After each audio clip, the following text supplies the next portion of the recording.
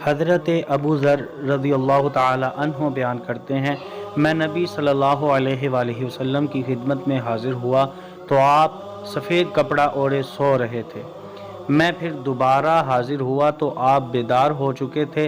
तब आप सल्लल्लाहु अलैहि वसल्लम ने फरमाया, जिस शख्स ने ये इकरार किया कि अल्लाह के सिवा कोई माबूद बरहक नहीं, फिर वो इसी पर फौत हो गया तो वो जन्नत में दाखिल होगा। मैंने अर्ज़ किया, अगरचे उसने ज़िना किया हो और चोरी की हो? आप सल्लल्लाहु अलैहि वसल्लम ने फरमाया, अगरचे उसने ज़िना किया हो और चोरी की हो। मैंने फिर अर्ज़ किया, अगरचे उसने ज़िना किया हो और चोरी की हो? आप सल्लल्लाहु अलैहि वसल्लम ने फरमाया, अगरचे उसने ज़िना किया हो और चोरी की हो।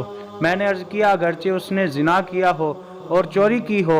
आप सल्लल्लाहु अलैहि वसल्लम ने फरमाया, अगरचे उसने ज़िना किया हो और चोरी की हो, ख्वाह अबू ज़र को नागवार हो। अबू ज़र जब ये हदीस बयान करते तो ये अल्फाज भी बयान करते थे, अगरचे अबू ज़र को नागवार गुज़रे।